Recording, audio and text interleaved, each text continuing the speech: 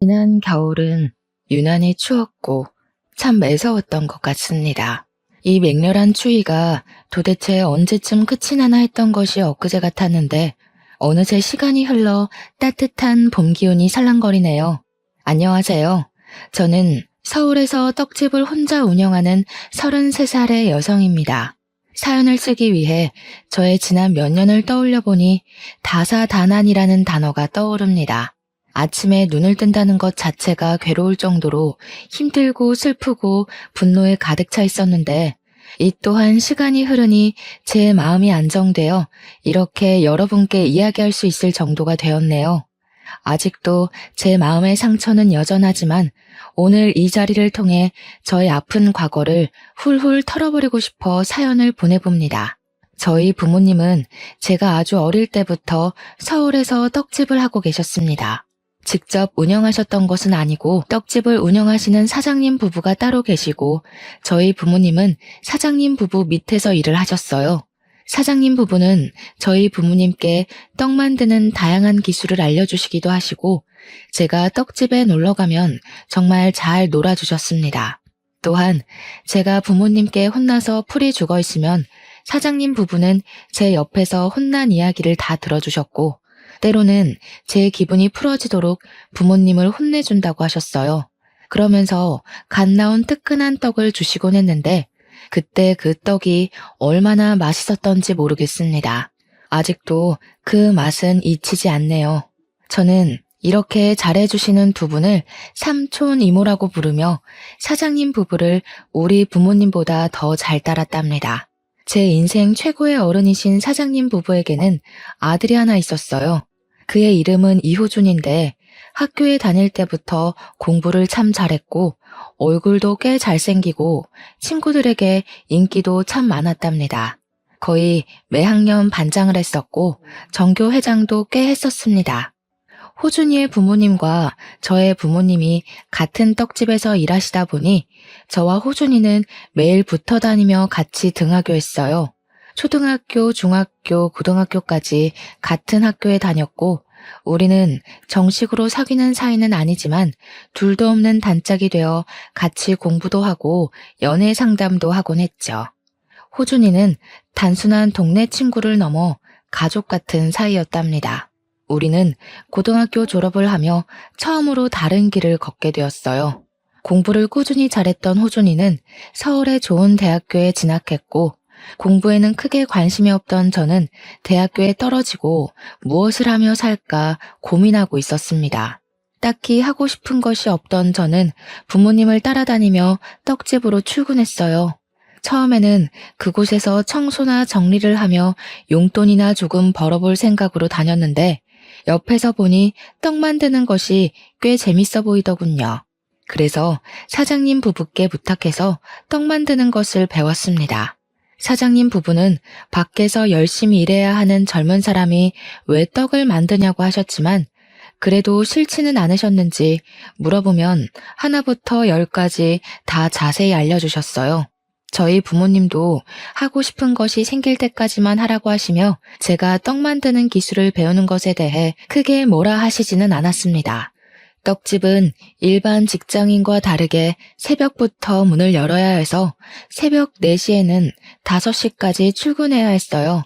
새벽에 일어나는 것이 정말 힘들었지만 일할 때만큼은 그 피곤을 다 잊을 정도로 재밌었답니다. 그렇게 부모님이 다니시던 떡집에서 일하며 떡 만드는 기술을 배우고 익히다 보니 어느덧 제 나이가 30살이 되었어요.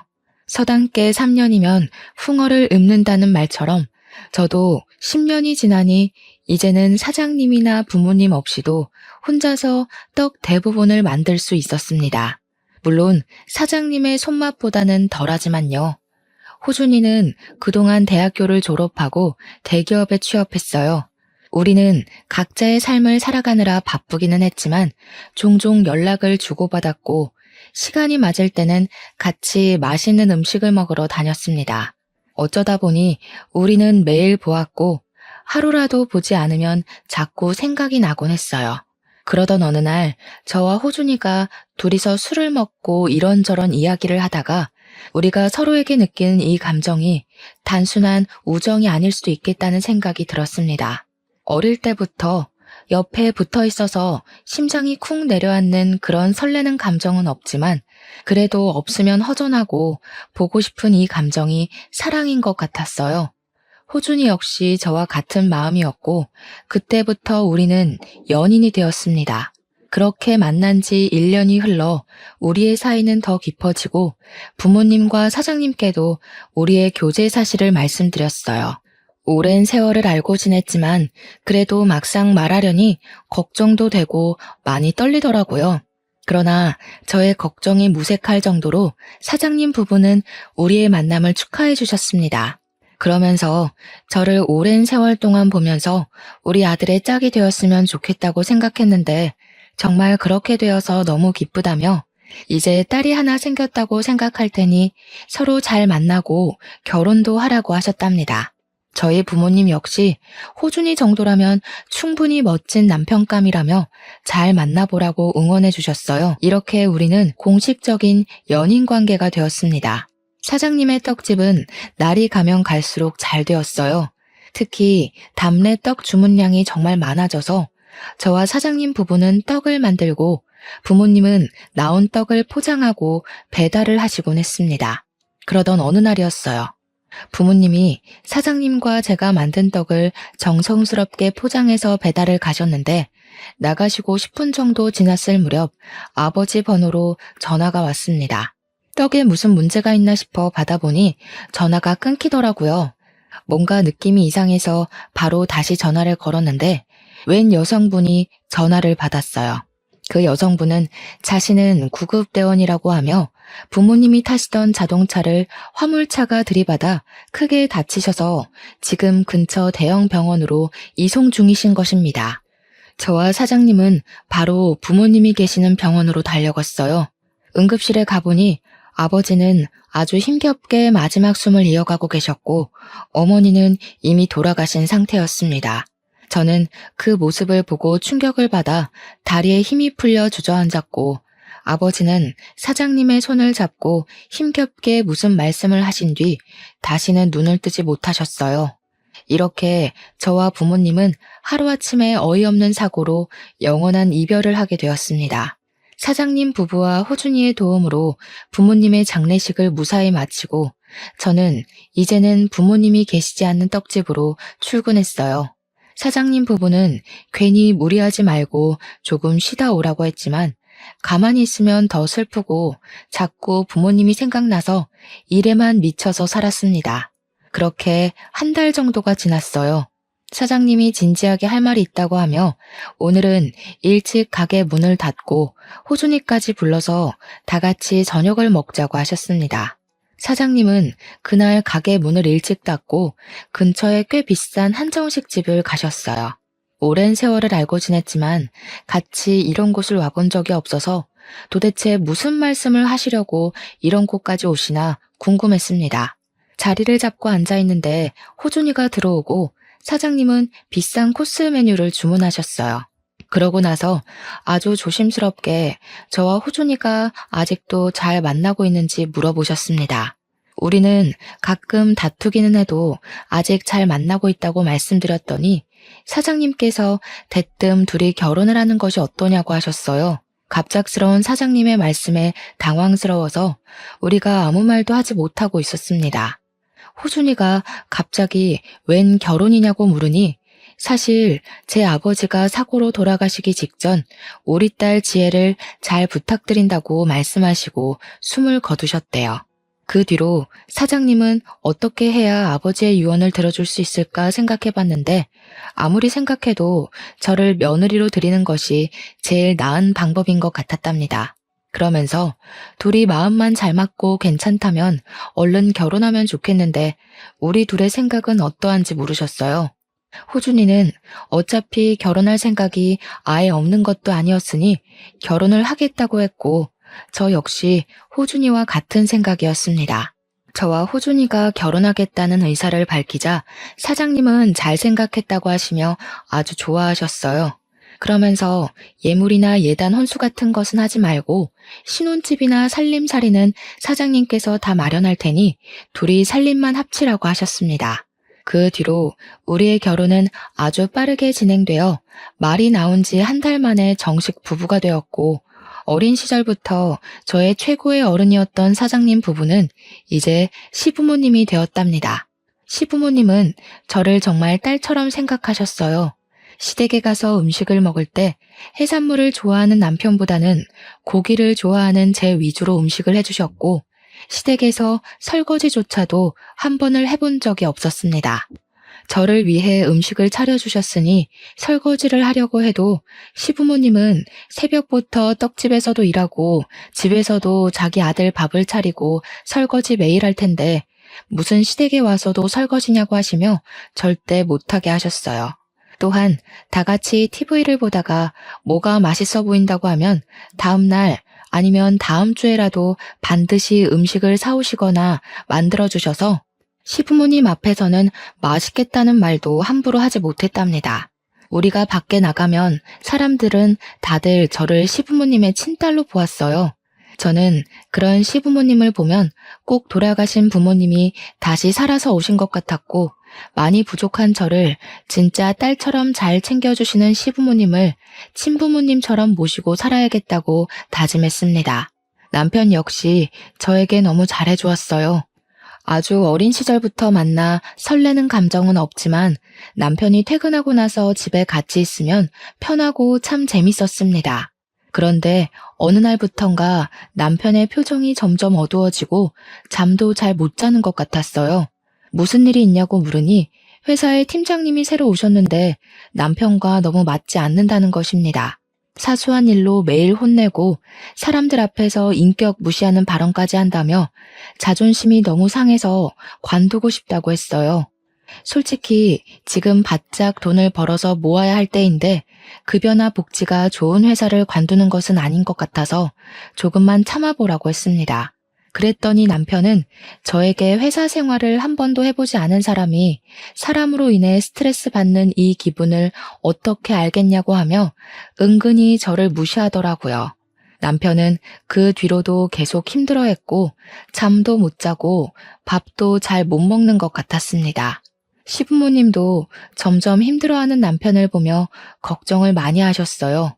남편은 몇 날 며칠을 힘들어하다가 결국 회사를 관둬야겠다고 하며 시부모님께서도 회사를 관둔다고 이야기했습니다. 시부모님은 남편에게 그래도 한 집안의 가장인데 무책임하게 관두는 것은 아니라고 하시며 지금 회사에서 나가면 뭐 해먹고 살 것이냐고 물으셨어요. 남편은 시부모님의 물음에 공무원이 되고 싶다고 했습니다.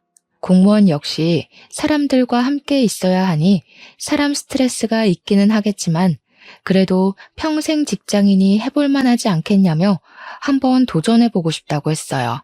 남편은 원래 한번 계획하면 무조건 밀어붙이는 성격이었고 그런 남편의 고집을 시부모님도 저도 꺾을 수가 없었습니다. 결국 남편은 남들이 다 부러워하는 대기업을 관두고 공무원 시험을 준비하게 되었어요. 남편은 퇴사하고 딱 하루만 쉬고 그 다음 날부터는 눈에 불을 켜고 공부했습니다. 새벽에 출근하는 저와 같이 일어났고 저보다 더 늦게까지 공부하다가 잠을 잤어요. 저는 그런 남편이 공부에만 매진할 수 있도록 집안일이나 식사 준비는 다 제가 했습니다. 남편이 공부할 동안 남편의 수입이 끊기고 저의 월급으로만 생활하려니 참 힘들었어요. 시부모님은 힘들면 언제든지 도와줄 테니 말하라고 하셨지만 이 집과 가전제품도 다 장만해 주셨는데 어떻게 또 손을 벌리나요? 그래서 힘들어도 아끼고 아껴가며 생활했고 다행히 남편은 열심히 공부해서 공무원 시험 준비한 지 1년 반 만에 합격했답니다. 시부모님은 남편에게 지혜가 내조를 잘해줘서 합격한 것이라고 하며 저에게 고마워하라고 했습니다. 저는 아무것도 한 것이 없는데 시부모님께서 이렇게 치켜 세워주시니 너무 민망했어요. 남편은 그 뒤로 신규자 교육을 받고 집 근처 행정복지센터로 발령을 받아 그곳으로 출퇴근을 했고 저는 항상 그래왔듯 시부모님의 떡집에서 일하고 있었습니다. 이제는 시부모님의 도움 없이도 시부모님이 만드신 떡과 비슷한 맛을 낼 수가 있었어요. 저는 이렇게 맛있는 떡이 이 동네뿐 아니라 다른 지역에서도 더 많이 팔리기를 바랬습니다.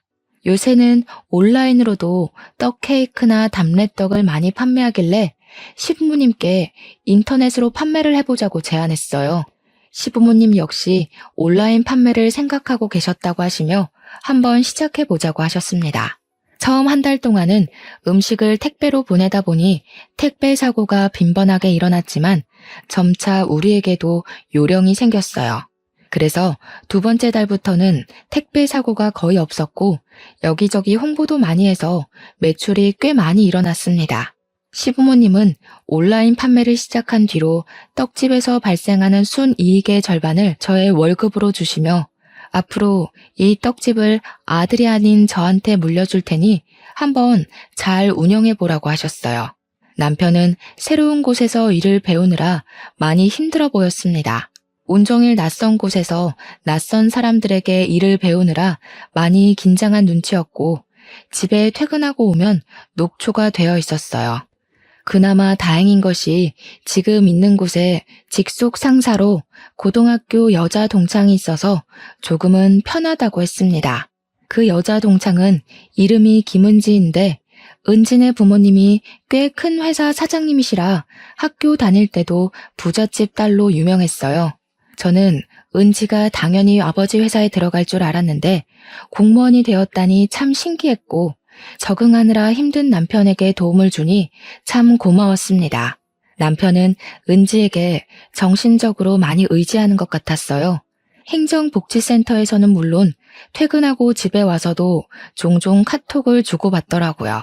일이 마치고 집에 왔는데도 직장 상사와 카톡을 주고받을 일이 뭐가 있나 궁금해서 물어봤지만 남편은 회사 업무가 퇴근하고 왔다고 끝이 아니라고 하며 원래 다들 이런다고 했습니다. 사실 저는 떡집 말고 일반 회사에서 일해본 적이 한 번도 없었기에 회사원들은 퇴근하고도 이렇게 계속 업무상의 연락을 주고받나 보다 생각했어요. 그리고 무엇보다 저는 새벽에 출근해서 매일 일찍 잠을 자야만 했기에 남편이 밤늦도록 카톡을 해도 거기에 대해 신경 쓸 겨를도 없었습니다. 하루는 남편이 은지한테 너무 많이 도움을 받는다고 하며 다 같은 고등학교 동창이니 주말에 함께 밥을 먹자고 했어요. 저는 오랜만에 동창을 만날 생각에 그저 좋았습니다. 만나기로 약속한 주말이 되었어요. 저는 그냥 평소에 입던 대로 입으려고 했는데 남편은 그래도 오랜만에 친구를 만나니 예쁘게 잘 차려입고 나가라고 했습니다. 제가 소개팅을 하는 것도 아니고 고등학교 여자 동창을 만나러 가는데 왜 굳이 그래야 하냐고 했어요. 그랬더니 남편은 결혼한 사람이 예쁘게 잘 꾸미고 다니면 서로 보기 좋지 않겠냐고 했습니다. 이 일로 저와 남편은 살짝 투덕거리다가 결국 남편이 골라준 옷을 입고 조금 늦게 식당으로 향했어요. 은지는 이미 식당에 와 있었습니다. 제 기억 속의 은지는 그저 귀여웠던 것 같은데 31살이 된 은지는 키는 작아도 세련되고 여자인 제가 봐도 정말 예뻤어요.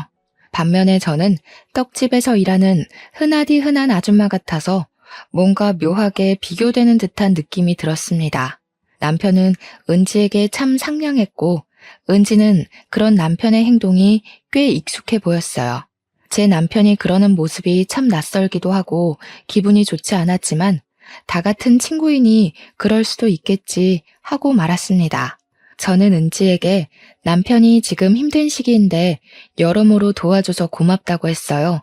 은지는 우리가 남도 아니고 같은 고등학교 나온 동창인데 당연히 도와줘야 하는 것 아니냐며 씩 웃고는 앞으로도 종종 만나서 같이 식사도 하고 놀기도 하자고 했습니다. 분명히 은지는 좋은 의도로 이야기하는 것 같았지만 왠지 모르게 뭔가가 참 불편했어요. 남편은 그런 제 속도 모르고 은지의 말이면 무조건 다 좋다고 하고 있더라고요. 남편과 은지는 좋았지만 저는 그 식사 자리가 참 불편했습니다. 그날 집에 오면서 남편은 은지 옷 입는 거 봤냐고 하며 저와 은지가 같은 나이인데 왜 그리 옷도 못 입고 아줌마가 되었냐고 타박을 했어요. 저는 솔직히 제가 회사에 다니는 것도 아니고 남들이 거의 보지 않는 새벽에 나가서 일찍 퇴근하는데 꾸밀 일이 뭐가 있냐고 했습니다. 그래도 옷 입는 것 좀 신경 좀 써. 그러다가 내가 너를 여자로 안 보면 너 어쩌려고 그래? 그때 가서 후회하지 말고 평소에 관리도 좀 하고 옷 입는 것도 신경 써, 은지처럼. 아까 식당에서 은지랑 너 비교되었던 거 알아? 누가 봐도 은지는 20대로 보이고 너는 30대로 보이더라. 야, 아무리 그래도 어떻게 나한테 말을 그렇게 해? 솔직히 이런 말 너한테 듣는 거 정말 불쾌해. 그리고 내가 꾸미기 싫어서 안 꾸미니? 네가 잘 다니던 회사 관두고 공무원 시험 본다고 하며 수입이 없는 바람에 아껴 쓰느라 꾸밀 수도 없었잖아. 넌 어떻게 말을 그렇게 하냐? 하긴 너같이 고졸의 떡집에서만 일하던 애가 사회생활이 힘든지 어떤지 어떻게 알겠어. 그리고 솔직히 말해서 너 같은 애가 나같이 좋은 대학교 나오고 공무원 남편 어디서 구할 수 있을 것 같아? 부모님이 한순간에 돌아가셔서 불쌍해서 결혼해줬더니만 어디에서 지금 큰 소리야? 저는 남편의 말에 크게 상처를 받았고 그날 집에 들어와서까지 싸웠고 돌아가신 부모님 생각이 나서 펑펑 울었어요. 다음 날 전날 밤에 우는 바람에 눈이 팅팅 부은 채로 떡집에 출근했습니다. 눈도 붓고 잠도 거의 못 잔 채로 출근한 저를 본 시부모님은 무슨 일이 있었냐고 걱정하셨어요. 저는 말을 하지 않으려 했지만 시부모님이 너무 걱정하시고 자꾸 물어보셔서 어쩔 수 없이 어제 있던 일을 다 말씀드렸습니다. 시부모님은 어떻게 자기 부인한테 그런 말을 할 수가 있냐며 크게 화를 내셨고 결국 그날 저녁 남편은 퇴근하자마자 떡집으로 불려와 호되게 혼이 났어요. 남편은 저에게 말로는 미안하다고 했지만 얼굴은 전혀 미안한 표정이 아니었습니다. 그 뒤로 저와 남편은 이전과는 다르게 어색해지고 집에서도 딱 필요한 말 아니면 굳이 다른 말은 하지도 않았답니다. 남편이 공무원이 된 지 2달째 되었을 때였어요. 남편 부서의 회식과 일이 많아져서 저녁을 매일 밖에서 먹었고 일주일에 1번에서 2번은 밤늦게까지 술을 먹고 들어왔습니다. 그리고 주말에는 갑자기 상가집이나 결혼식에 갈 일이 많았는데 꼭 혼자서만 다녔어요. 솔직히 새벽부터 떡집에서 일하고 퇴근하고 와서 남편의 저녁상을 차리느라 힘들기는 했지만 막상 매일 저녁을 밖에서 먹고 들어오니 왠지 모르게 씁쓸했습니다. 우리가 서로 안 지 오래되기는 했지만 지금 신혼이잖아요. 그런데 남편은 항상 밖으로만 다니고 저는 집에만 있으니 결혼해도 외로웠고 항상 혼자만 있는 기분이었습니다. 시부모님은 이런 우리의 모습을 보며 걱정을 하셨고 남편만 따로 불러서 저한테 잘해주라고 말씀하셨지만 여전히 남편은 밖으로만 돌아다녔어요. 그러던 어느 날이었습니다. 떡집에서 퇴근하고 집에 오다가 옆집에 사는 언니를 만났어요. 이 언니는 처음에 여기로 이사 오면서 우연히 알게 되었는데 저보다 나이는 3살이 많고 혼자 살고 있었습니다. 언니가 저에게 그동안 잘 지냈냐고 하며 신혼인데 남편이랑 사이는 어떠냐고 물어봤어요. 저는 남편이 일 때문에 바빠서 얼굴도 잘 보지 못한다고 했습니다. 언니는 저의 이야기에 심각한 표정을 지으며 사실 언니가 요새 저녁에 시내의 음식점에서 아르바이트 하는데 남편이 다른 여자와 시내를 다니는 것을 몇 번이나 봤다는 거예요. 아무리 봐도 저는 아닌 것 같은데 다정하게 손을 잡고 거의 매일 저녁 7시에서 9시 사이에 나타난다고 했습니다. 그러면서 언니는 솔직히 이 말을 할지 말지 많이 고민했지만 그래도 말은 해야 할 것 같다는 생각에 조심스럽게 말한다고 했어요. 제가 어제도 봤냐고 했더니 어제는 7시 정도에 시내에서 팔짱 끼고 걸어 다니는 것을 봤다고 했습니다. 그러면서 혹시나 해서 사진을 찍었다며 언니가 찍은 사진을 보여줬는데 보니까 남편과 은지가 팔짱을 끼고 누가 봐도 연인처럼 걸어 다니고 있었어요. 그 전날에도 사진을 찍었는데 역시나 남편과 은지였습니다. 저는 일단 언니에게 그 사진을 받은 후 집에 들어가서 남편에게 전화했지만 받지 않았어요. 의심은 가는데 전화는 받지 않으니 화가 잔뜩 난 저는 남편이 전화를 받을 때까지 계속 전화를 했습니다. 한 5번 정도 전화를 하니 그제야 남편이 전화를 받았고 바쁜데 왜 이리 전화질이냐고 짜증을 냈어요. 저는 당장 따지려다가 일하고 있으니 참고 오늘 반드시 해야 할 말이 있으니 퇴근하면 바로 들어오라고 했습니다. 남편은 겨우 그 말 하려고 전화했냐고 하며 그냥 전화를 끊어버렸어요. 그날 남편은 자정이 되어도 제가 출근하는 시각인 새벽 4시가 되어도 집에 들어오지 않았고 전화도 받지 않았습니다.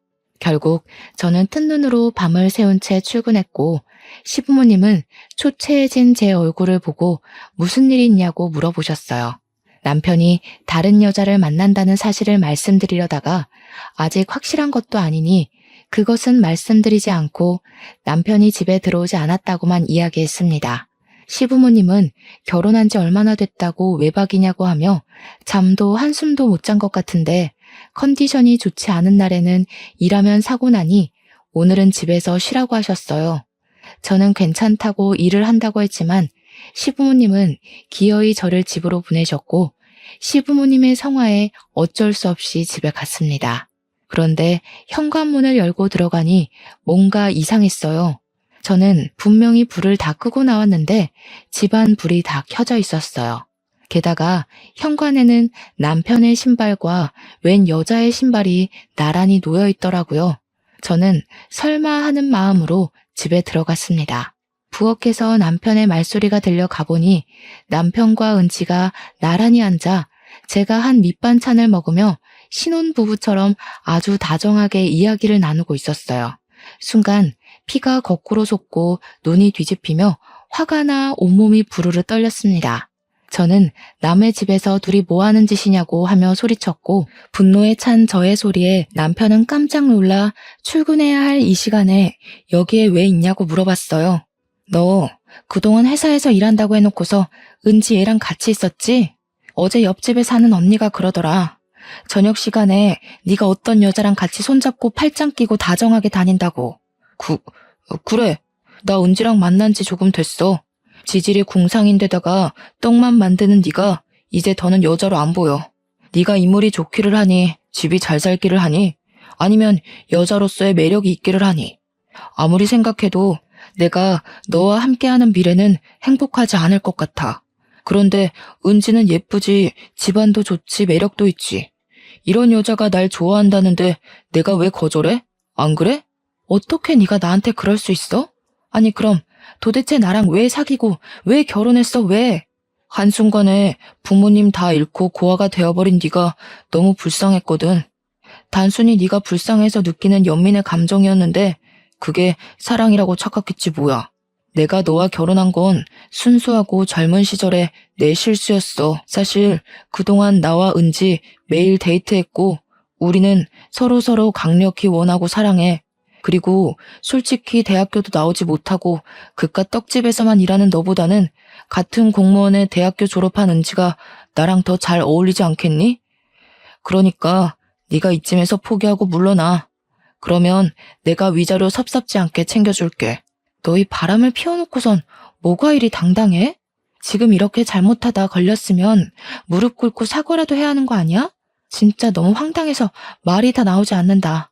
아, 피곤하다. 나랑 은지는 출근 전에 좀 자야겠으니까 온 김에 우리가 먹은 그릇 설거지나 하고 있어.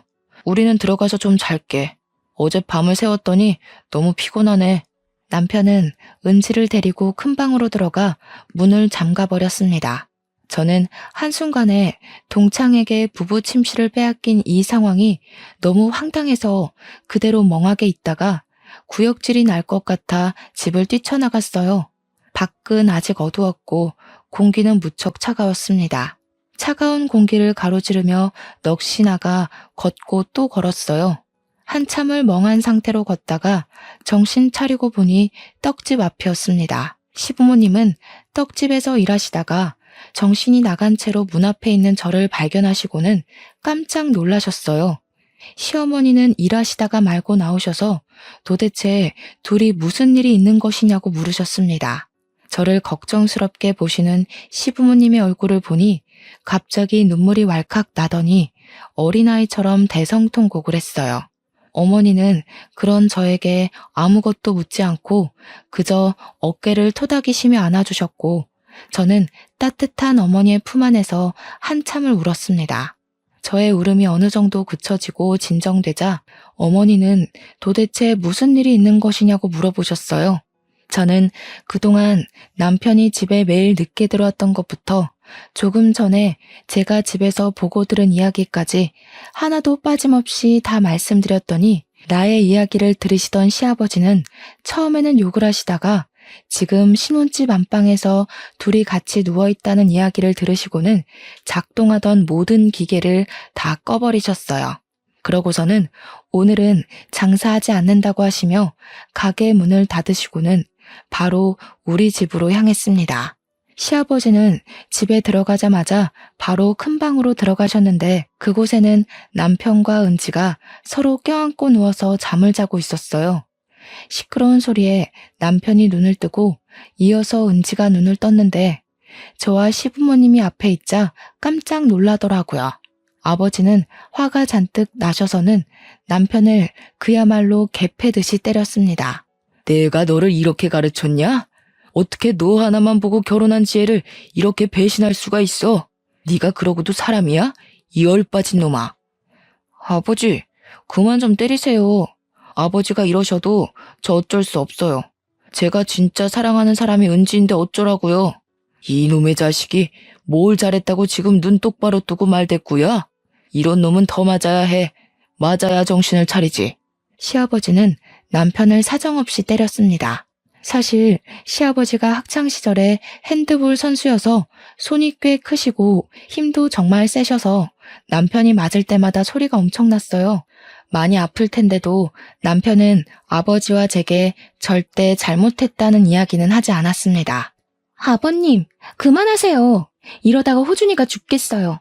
정말 아들이 죽을 때까지 때리실 작정이세요? 이게 뭘 잘했다고 큰 소리야? 납작 엎드려서 죄송하다고 싹싹 빌어도 모자랄 판국에 당장 이 집에서 나가. 여기가 어디라고 남의 부부 침실에 함부로 기어들어와서는 어디서 이래라 저래라야? 뻔뻔한 년 같으니라고. 전 못 나갑니다. 호준이랑 여기서 같이 나갈 거예요.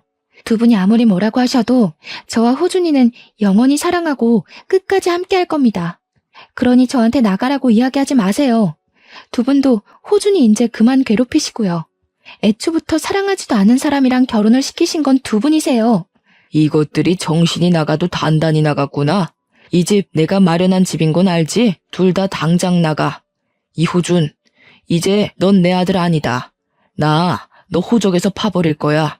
그러니까 나가서 다시는 내 눈앞에 나타나지 마. 갈아 마셔도 시원찮을 놈들 같으니라고. 시부모님은 잘못을 인정하지 않고 오히려 당당한 남편과 은지를 집에서 내쫓아 버렸습니다. 저는 둘이 쫓겨나가는데 속이 후련하다기보다는 그저 눈물이 났어요. 도대체 이게 무슨 상황인가 싶고 왜 제게 이런 일이 생기나 싶었습니다. 시어머니는 저를 안아주시며 어깨를 토닥여 주셨고 시아버지는 둘이서 당장 갈라서라고 하셨어요. 그러시면서 호준이 저놈은 이제 아버지의 아들이 아니고 저를 딸로 생각할 테니 우리 셋이서 같이 살자고 하셨습니다. 그리고 저에게 아들을 못나게 키워서 고생시킨 것 같아 정말 미안하다고 하셨어요. 저는 시부모님의 손을 꼭 잡으며 저의 마음 알아주시고 위로해 주셔서 감사하다고 했습니다. 시부모님의 말씀에 너무 감사해서 울고 남편 때문에 화나서 울고 정말 이날은 온종일 펑펑 울기만 했네요. 시부모님은 제가 괜찮다면 일단 이 집에서 시댁에서 같이 살자고 하셨어요. 이미 남편의 마음은 되돌릴 수 없을 정도로 떠났으니 이혼해야겠다는 생각이 들어서 알겠다고 했습니다. 그 길로 저는 제 짐을 다 챙겨서 시댁으로 들어갔어요. 시어머니는 잠도 못 자고 종일 먹지도 못하는 저를 위해 정성껏 죽을 끓여주셨습니다. 솔직히 음식이 입에 들어가지는 않았지만 일단 먹고 기운 차려야 잘못한 사람에게 화도 내고 복수도 할 수 있다며 먹기 싫어도 먹으라고 하셨어요. 시부모님도 자기 아들이 이런 짓을 저질렀으니 속이 말이 아니었을 텐데 그래도 제 앞에서 아무 내색하지 않으시고 저를 걱정하시고 위해주시니 너무 감사했네요.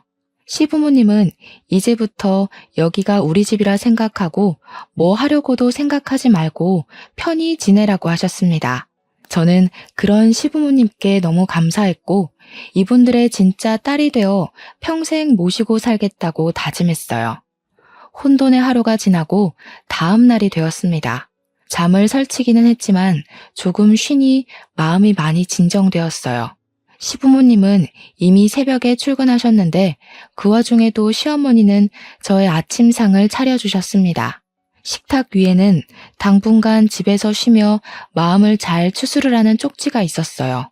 그 쪽지를 보고 밥상을 보니 또 눈물이 왈칵 났고 저는 울면서 어머니께서 차려주신 밥을 겨우 먹었네요. 밥을 먹고 기운이 생긴 저는 바로 이혼 서류를 작성해서 남편을 만나러 갔습니다.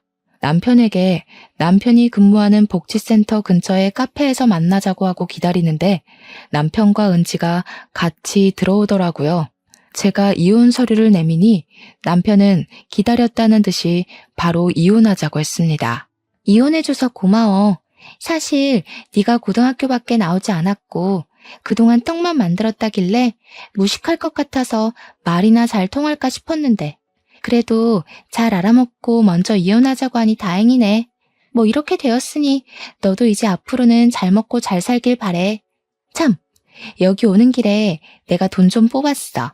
위자료라 생각하고 이 돈 받고 예쁜 옷도 좀 사드리고 해. 그래야 얼른 남자 만나서 시집가지. 안 그래? 은지는 마지막 순간까지 제 속을 후벼 팠습니다. 제 앞에서 아주 거만한 표정으로 돈봉투를 주고 전 남편의 팔짱을 끼고 나가는데 정말 화가 머리끝까지 났어요. 당장 머리채라도 붙잡고 싶었지만 카페이고 손님도 많아서 일단 참았습니다. 솔직히 결혼해서 같이 산 날도 얼마 되지 않았고 아이도 없으니 그냥 조용히 이혼하려고 했는데 그 거만한 꼬락서니를 보니 도무지 안 되겠더라고요. 저는 이들이 절대 잘 살지 못하도록 복수하기로 마음을 먹었습니다. 어떻게 하면 그들이 가장 힘들어할지 생각을 하다가 남편이 공무원이 된 것을 아주 자랑스럽게 여기던 것이 생각났어요.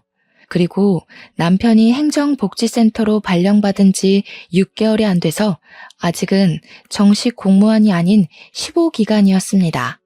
제가 알기로는 이 15기간에 공무원으로서 자질이 부족하다고 판단되는 경우 잘릴 수도 있다고 들었어요.